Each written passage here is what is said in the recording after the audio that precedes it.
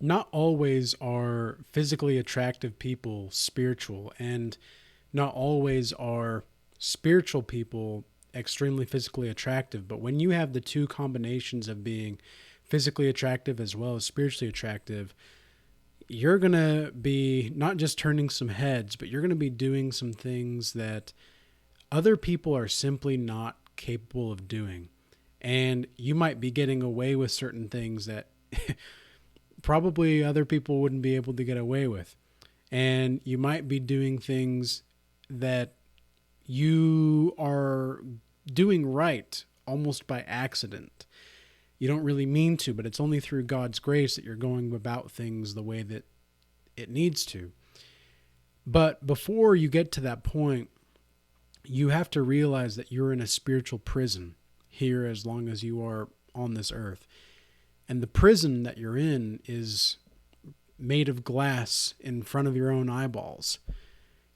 Everywhere you look in our society nowadays, and I think this has pretty much always been the case for civilization in some way, but that was one of the reasons why Jesus came, was to set people free from sin and not to bring peace but a sword, right?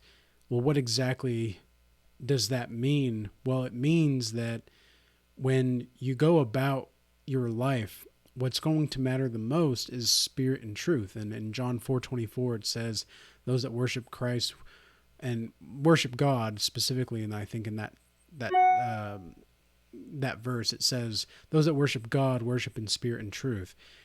So spirit and truth is going to be the most important thing. And a lot of people think that being spiritual means that you're following some form of godliness, but and it's probably the case that you are following some form of godliness, but it's not true godliness. Well, what's the difference between seemingly following godliness and actual godliness as a quality? Well, what the difference is that true godliness is paying tribute to the source of creation, which is the Creator. And when you are able to pay tribute to the source of creation, the Creator, you're able to actually live out the path of righteousness. And it's very strange, it's very strange when you don't have self-respect and yet you think that you're following this form of godliness, while simultaneously you're wanting to participate in this hedonistic lack of responsibility, while feeling, quote unquote, feeling like you can do anything that you want because, well, you look a certain way or whatever. So many men and women that I've seen, specifically the women, but men do this too.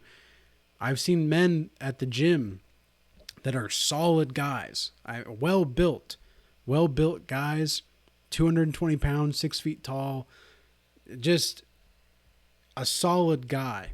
And yet when you hear them talk and you hear them speak, it's like, this person is soft in their spirit. It's really strange. And the look doesn't match the spirit, right? And so sometimes you'll see these kinds of people, but if you're somebody that actually is well built and you have that spiritual solidification, because as Jesus says, that it'll be founded on the rock, right? His church is founded on the rock. So that when storms come, there's nothing that will be able to take down that structure that's built on the rock. And I've experienced this firsthand, especially since I started following Jesus just a few years ago now, I guess 2.5, 3 years ago now, but I've experienced this multiple times where the foundation of my life was shaken like a snow globe, but there was nothing that ever actually penetrated that, and still to this day, nothing has penetrated that solidification. And it's been a blessing to see that, and it reminds me that God's ways are always higher than mine. Even when I think that I am understanding of a situation, I might not have certain pieces to the puzzle that God does. And so God will lead me in certain ways. But a lot of the times when you have this attractive quality about yourself, spiritually speaking, as well as physically, you're somebody that is very rare. Okay. That's something that you have to understand, because so many physically attractive people nowadays, especially the women, are so entitled, expensive, and kind of annoying, to be honest. I really am getting to the point to where I genuinely believe that most women nowadays cannot think for themselves. They're unable to do so. I've seen healthy women, I've seen good women. I know the difference. And they can think for themselves. You know, when you're with them, you can actually feel the love that they're able to give you just by being in their presence, because this is a person probably with a routine, or that has some kind of stabilized form of being within them. They are on some kind of form of solid ground. Whereas these other people are just they're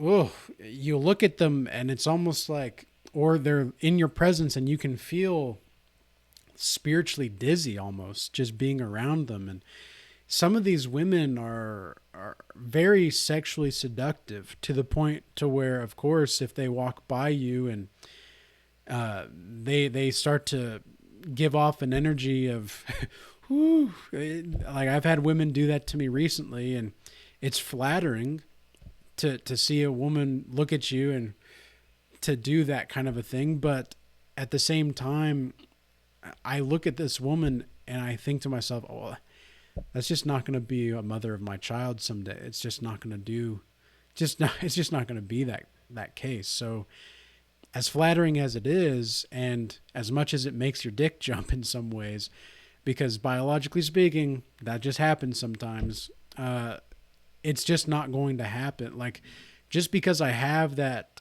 temptation doesn't mean that I need to act on it. And I accept what I'm feeling, because I know that to not do so is wrong. It's going to hurt my spirituality in the long run. So what I do is I'll sexually transmute that energy later on, or I'll channel that energy if I am at the gym or something. And if I have this form of sexual energy start to build in my sacral chakra or something, and like whatever you want to call it, just that energy in your your reproductive organs, if you have that energy, I start to close my eyes and I visualize that energy being sent to other parts of my body or even my mind itself, and just expanding that outward, so that what if I'm working on like back and buys or something, I'll try to channel that energy to my back and my buys, where I'm working out in the next set and I can actually do more reps, or I can do more weight or whatever. So I channel that energy in a certain way in certain situations. If I'm back at my place where I'm at, like right now, what I'll do is I'll either sexually transmute this energy to music, or to painting or drawing, or to writing, or to even YouTube videos in some instances. But ultimately speaking, I'm going to be molding my life in a way where I can move that energy and I can bend with it. I don't want to be too rigid.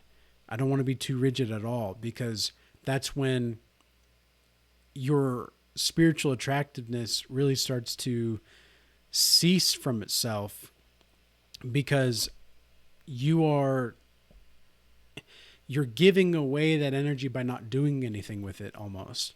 So you've got to do something with the energy. And sometimes as a man, it's going to be very difficult. If you're with a woman that, or not really with a woman, but if you're around a woman that is a Jezebel, she's going to try to suck your life force away. And you have to have the cognitive ability to think more with your rational and reasonable mind than your other head down there. So you've got to be careful because the Jezebels can be very soul sucking. I remember one time a few months back, I guess it was 6 months maybe. I remember a woman, she was staring at me, and it was like I was so transfixed in her gaze. It was almost hypnotizing in some ways.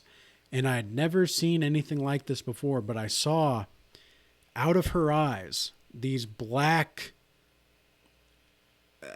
I don't know what to call them. They weren't exactly demons necessarily, but they weren't exactly, they were just dark spirits. It was just spirit of darkness, like reaching out toward me, almost like wanting to latch onto me and my energy. And it was really weird because I was being drawn to this woman. And this has happened multiple times in the past, years ago, where sometimes I felt drawn to a woman, but it's not because of,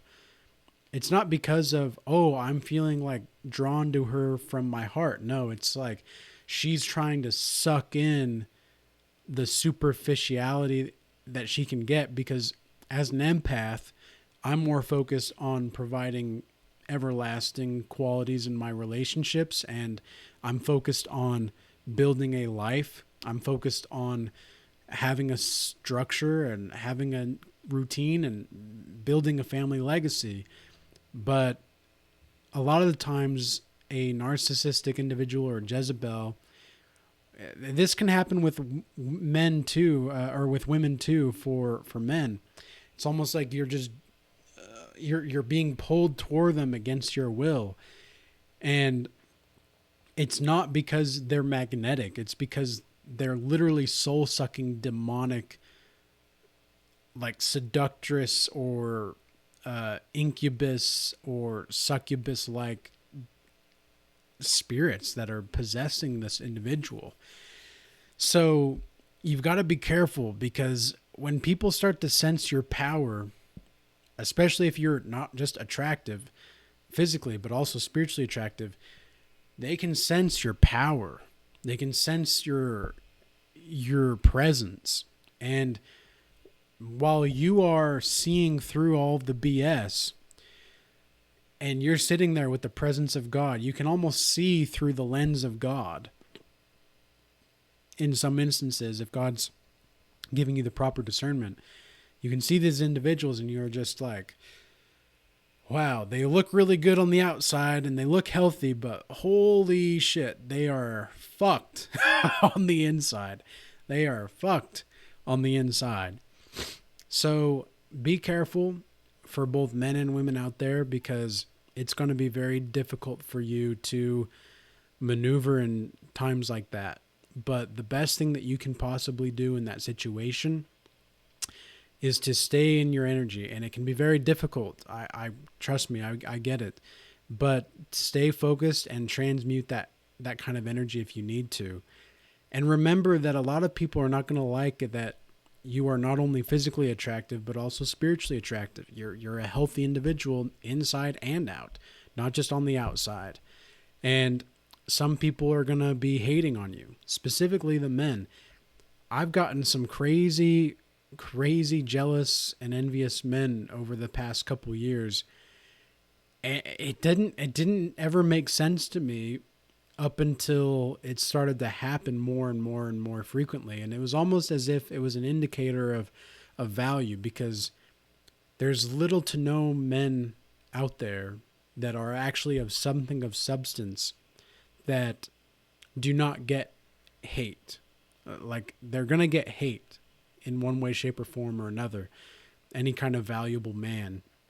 And I don't mean necessarily like high value or whatever like that. I mean just a man that can provide some kind of protection or provisions and resources to the people around him. And in many ways, when you are spiritually attractive and physically attractive, it's almost like just people being able to talk to you and being around you gives some of these people out here an ego boost. And you got to be careful of that too, because some women especially, they'll try to draw you in just to like get you, like just to get your attention, and you're thinking like, what was that all about? Like she put so much effort into trying to get noticed, and then I go and I make a move and she's like, "Oh, never mind." Or she actually gives you you actually give her your number, and she texts you or whatever, and you start texting or whatever, and then all of a sudden she drops off or she pulls back and you're like, "What?" That's a sign of somebody playing games. And I've met many women that have said, "Oh, I don't want to play games. I'm done playing games." It's like, okay. Any woman that said that to this day, any woman that has ever said that has always played the game still. She's still playing the game. When she says, "I don't want to play games," she's playing the game. Okay. And it sucks. It sucks because you might think that, wow, this is a woman that is really something or could be something. Same thing with guys. A guy's not going to say, "Oh, I don't want to play games." He's just going to be direct, women. A man's just going to tell you what's up. He's going to say, "This is what I want. This is what I'm looking for. If that's not an option, I'm out." Is it like, do you want to continue this conversation or not? Are you coming or not? Like, we're going to go over here. This is where I'm going to go. You're welcome to join me or not. And if you're not, then stay over there. Don't try to keep coming back and play these games. And some of these women are just, some of these men and women are just not going to get it, man. They're just not going to get it. And you have to be the bigger person. You have to understand that they are just going to be what they're going to be, and there's not a lot you can do about it. So live your life and pay them no mind. Pay them no mind. But I hope this message was useful and insightful. And until next time, peace be with you.